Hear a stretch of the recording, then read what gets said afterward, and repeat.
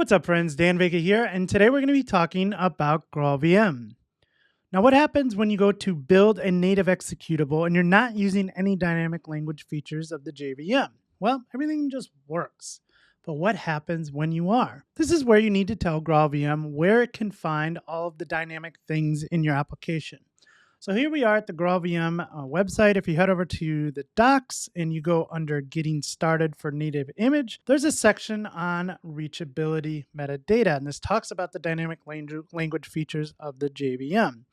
So what you need to do is you can provide metadata to the native image builder in a couple different ways. The one we're going to look at today is by providing JSON files that are stored in meta-inf native image. So what we're going to do today is build a project from scratch. We'll go into IntelliJ, we'll start a new project, we'll include the Maven native build plugin. Then we'll talk about building a native image with no dynamic language features in our application and see it work. And then we'll introduce some dynamic features like reflection and see it fail, and then talk through the steps that we need to do to instruct GraalVM where the different dynamic features in our application are. I think once you do this, it makes a lot more sense. I stopped scratching my head after I kind of stepped back and walked through this practical example. So let's do that. Let's head over to IntelliJ and write some code. All right, so the first thing that I want to point out is that I am using the GraalVM JVM here, version 22.3.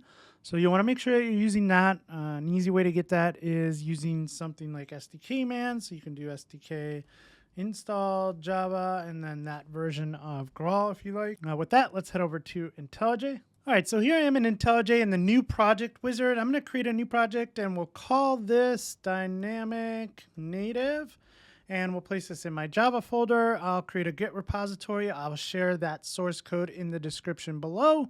We're going to use Java. We're going to use Maven. We're using that GraalVM 17, that 22.3. I'm going to fill in a couple more details here. We'll call this dev.danvega. And I'll go ahead and create the project. All right, so we have an empty Maven project here, and we need to go ahead and add the native Maven plugin. So you can pull this right from the documentation. That's what I've done. I'm not doing anything special here, but I do have a live template for this, so I don't have to type it out all the time. It's giving me the native Maven plugin, and I provide a little configuration.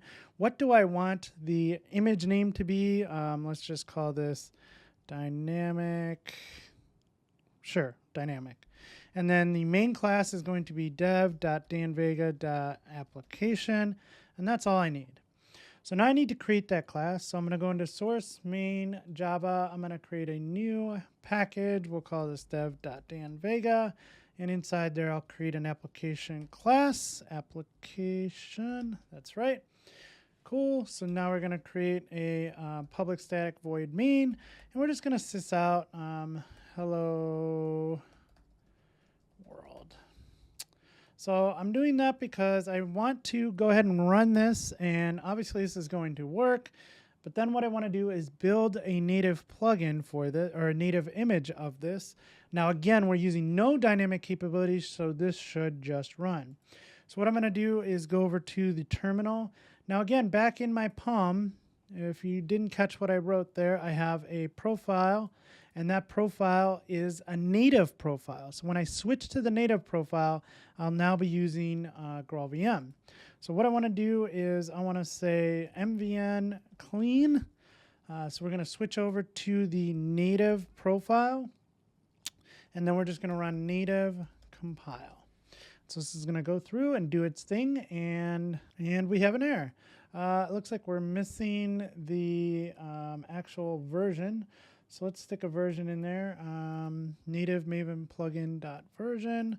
So let's say native Maven plugin dot version, and I think 8 dot, oh no, I'm sorry, 0.9.19. Let's refresh that.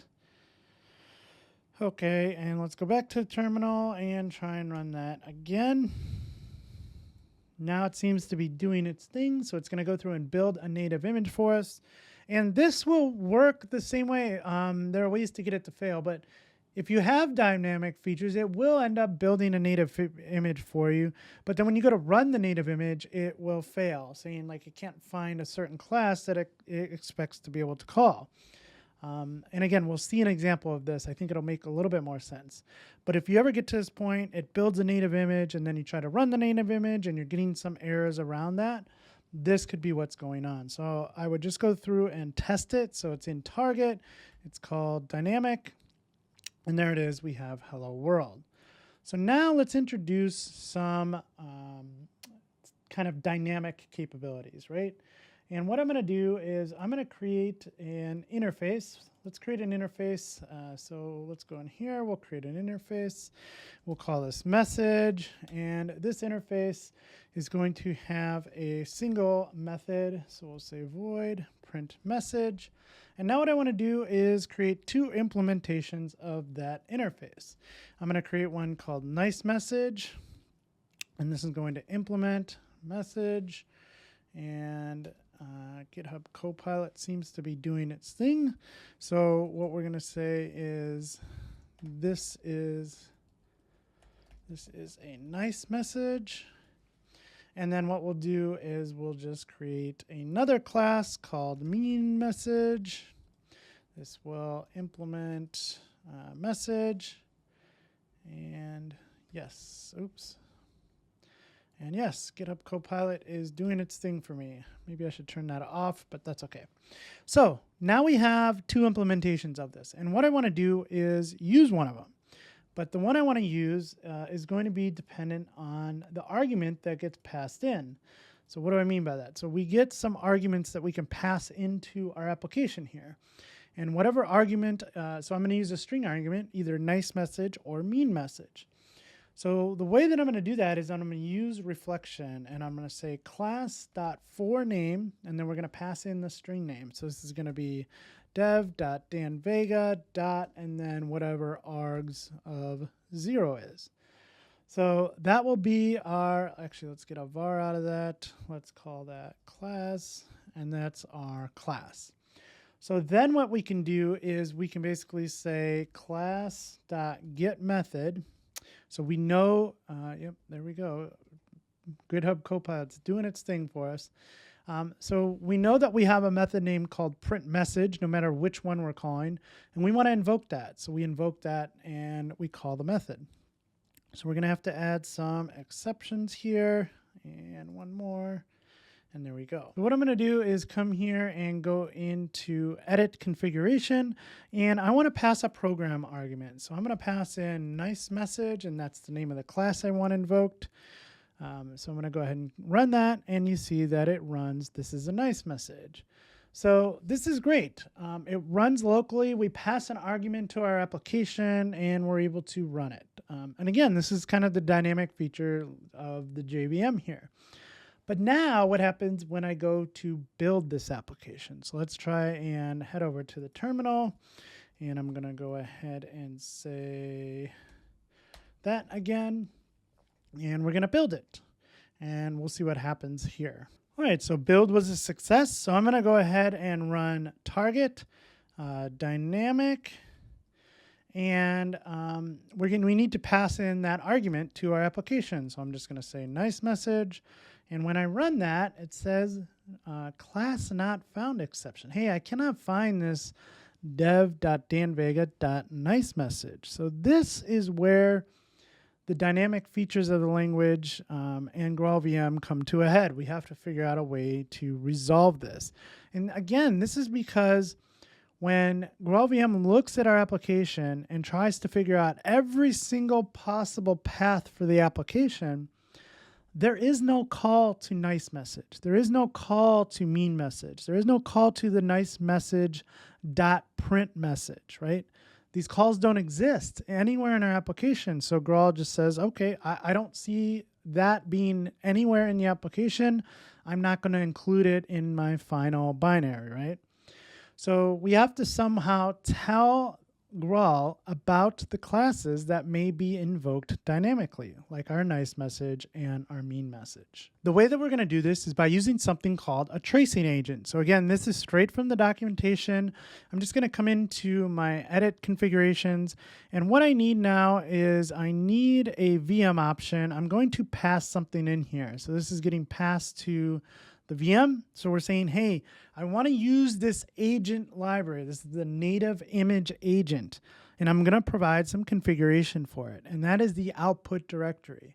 And where I want this to go is source main resources metainf native image. So I still need a way to provide the actual argument to my application, which is nice message. So we're still passing that, but we're passing this VM option here, which will set that output directory. So now let's go ahead and apply this and run this.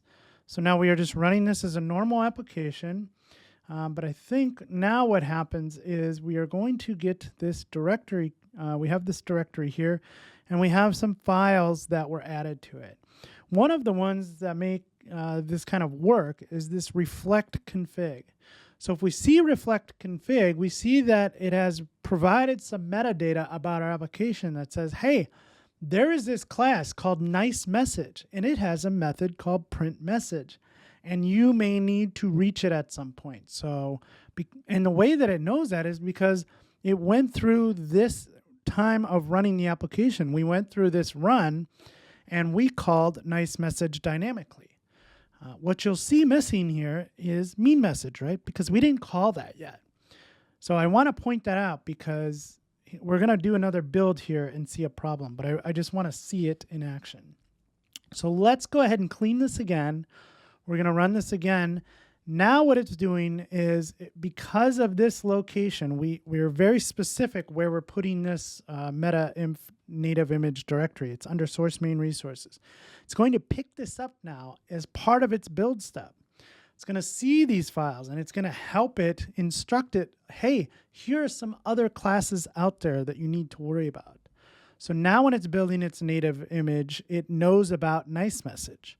So what happens here is we should be able to go ahead and run this native image, pass in nice message, and we see it work. Now, as you know, as you probably already expect, when we go to run mean message, it doesn't work.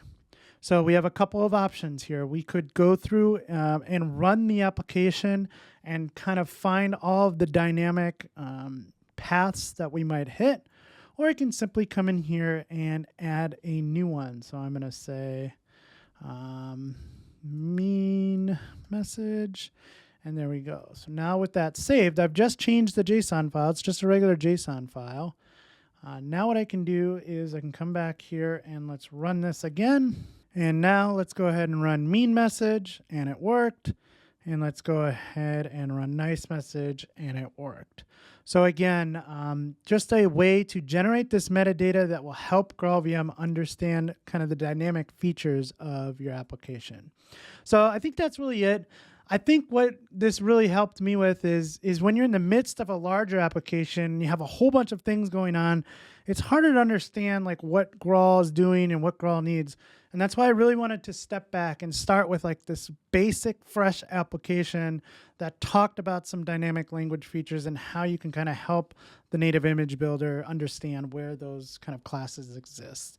So hey, if this helped out, please do me a favor, go ahead and leave a thumbs up, subscribe to the channel, and as always, friends, happy coding.